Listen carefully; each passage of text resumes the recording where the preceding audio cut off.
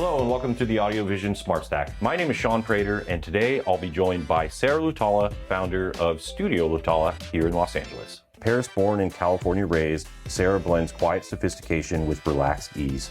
With dual degrees in fine arts and architecture from RISD and experience at Jeffrey Beers International, Studio Shamshiri, and André Balazs Properties, her work seamlessly unites art, architecture, and human experience.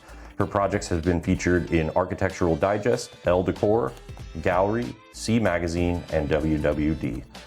Studio Luhtala is a Los Angeles-based architecture and interior studio known for its thoughtful balance of rigor and play. Sarah, thanks for joining us. Thank you for having me. We're going to be working on an upcoming project together in Los Feliz. It's a 100-year-old home undergoing substantial renovations and remodeling.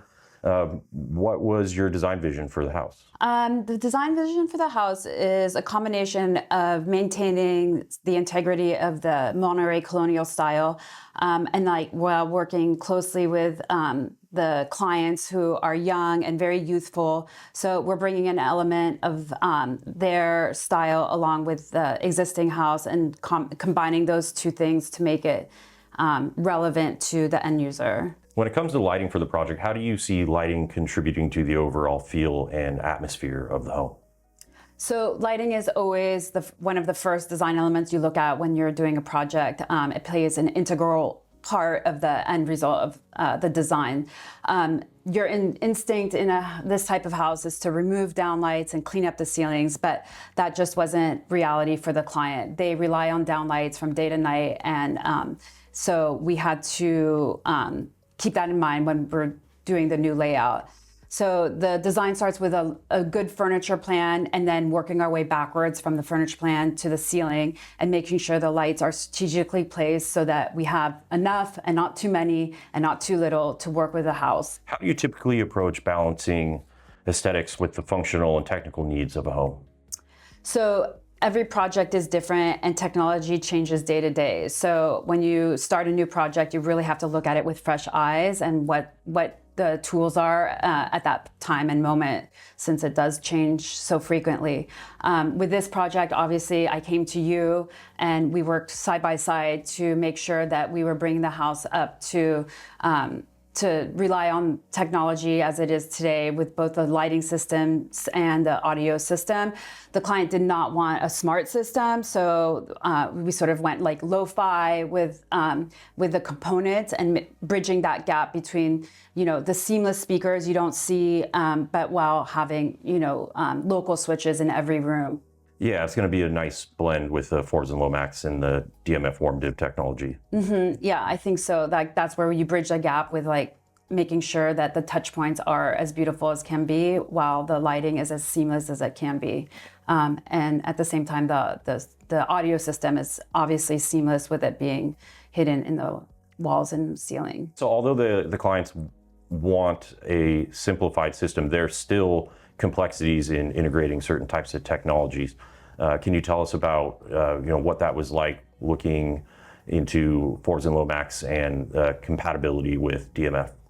Yeah, so because we weren't doing a low voltage system, we had to stick to a certain type of light and therefore switch. So we landed on the Forbes Lomax with your light. And in order for that to make sure there was no issues down the road, as you know, we sent a fixture to Forbes Lomax and we've tested it to make sure that the dimming would work correctly, both for your standard dimming lights and your dim to warm lights, along with making sure there was no flickering as you get down to the 10% and lower part of the dimming system. And all that we troubleshooted up front to make sure that there will be no issues down the road once we install. Following up on the layers of light that are going to exist in this home, what types of decoratives and linears are you planning to integrate to add layer of light to the house? Yeah, so the downlights come first, and then the linears come after, and then the decorative lights are sort of your last layer. So again, we started with the downlights, the reflected ceiling plan, making sure that works with your furniture layout and general circulation throughout the house. And then the next component is integrating linear lights. And linear lights to me work almost like speakers. You just don't want to see them. They sort of go away, and it's only something you notice when you don't do it right. or don't do it at all. So they are critical to overall lighting and the function of each of the places that you place it. But ultimately they do go away, and it just is a soft glow as a secondary layer to the lighting. And decorative lighting kind of is like the in-between of those two things, where they are visible. Again, they are decorative, so they are visible, but they add that third layer between the downlights and the strip lights or linear lights. Again, the end goal is to not have dark spots and not create, so that everything can be well lit as it needs to be throughout morning to night. Following up on the topic of invisibility, we're going to be using Sonance Invisible Series speakers in the ceilings and walls on the project. How important was it to keep the ceilings clean? So definitely, because we were adding the downlights, the invisible speakers were very much necessary. So we weren't adding more to the ceiling just because we were tied to the downlights. And so because we have low ceilings in this house, it was critical to just be able to seamlessly add those without having to worry about where they were placed from a design perspective. Sarah, what's your approach for balancing design and technology in a space? I have a saying I use when I design: if it doesn't function, it doesn't look good. So I always try to make everything work as seamlessly as possible, both from a furniture standpoint and a lighting standpoint and an audio standpoint. So for instance, you can have a beautiful drapery, but if it's not well lit, it won't look good. If you have a beautiful piece of art, but it's not lit, it won't look good. So you want to make sure that all the layers that you're working into the design work together so that everything does look good and it's user-friendly to the end user. Sarah, we've been working on the project details for the last several months. What does a successful relationship look like between the design community and integration firm like ours? You know, it's exciting to bring new technology to a project, and in this instance, it's an old house, new technology. So bridging the gap between those two things is always exciting and a design challenge. So I think we've done that pretty successfully. We'll know in a few months. Yeah. But up to now, I feel very confident that using your team, Forbes and Lomax, and my design vision will bring, both from a design perspective, a great project, and then also from a user standpoint at the end, a really seamless way to use the systems in the house. Yeah, thanks. And thanks for giving us an opportunity to be a part of it. Yeah, it's been great. Thank you. Sarah, are there any lessons or experiences from past projects that shape how you approach technology integration today?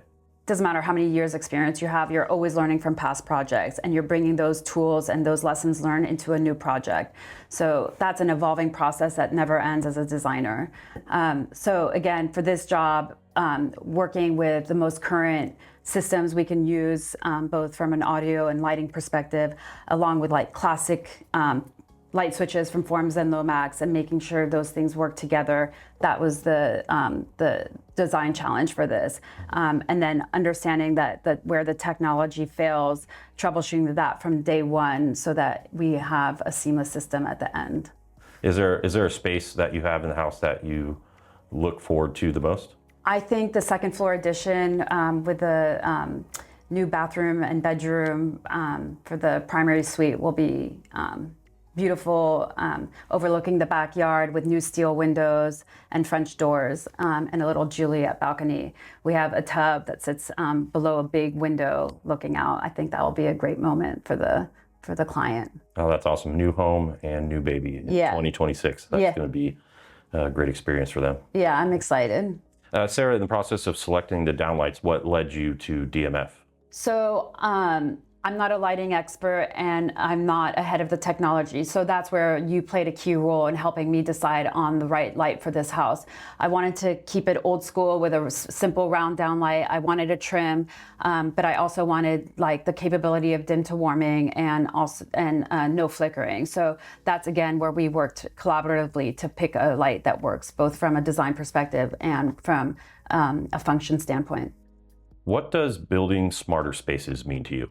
I mean, again, I always go back. If it doesn't work, it doesn't look good. So for me, I love beautiful things and objects and colors. I love using different materials. I love light and reflection. But again, I want the room to function. I want the comfortable sofa with the dim room and like an overhead light that, spreads light evenly throughout the room with the capability of dimming it very easily. So, again, it's just simplicity. But the challenge to getting there is always a bumpy road, sort of. Sarah, how do you weave in hospitality principles into residential applications? My hospitality background is driven by experience-based, how you experience each space, and I bring that thought process into my residential job. Also, I'm a big fan of really durable fabrics, and being able to bring in some of those tools from a commercial standpoint into the residential world. What do you wish people knew about hiring an interior designer? I wish they understood that the time it takes up front pays off in the end. It takes time to design. There's layers of work that has to happen from concept to schematic to design development, and all that takes time. And I think a client, when they're first looking at a project, are shocked by that time frame. But I always say, if you allow that process to happen correctly, the documentation to happen correctly, it pays off in the end, where your construction timeline is minimized and you're troubleshooting things before they happen in real life. Right, yeah, and I'm a big fan of slowing down the process as well. We do the same thing in our industry because it allows our clients to make much more informed decisions along the way. Right. I mean, and I think what we went through with the light and Forbes and Lomax is a perfect example. Right? If I was doing a project and it was fast track, we wouldn't have had time to send that fixture, test it in New York, send it back, get us the green light, and getting it into the order. All that timeline that whole process would have been eliminated. Yeah, absolutely. Would have contributed to a less than desirable result in the end had we not done that. Yeah, exactly. Sarah, you mentioned having a furniture line. Tell us more about that. Yeah, so I'm developing a furniture line based on Super Studio, which is a 1970s design. And I do all custom artwork on plastic laminate and make it into tables and side tables, benches, and chairs. For anybody that wants to reach you for future projects, how do they do so? I'm based here in LA, and you can reach me at studioluhtala.com, and I also have a small furniture showroom in New York, and yeah. Awesome. Sarah, thanks so much for sharing your time and insight with us today. It's been a pleasure talking with you. If you want to learn more, subscribe to the AudioVision Smart Stack for more inspiring conversations for building smarter spaces.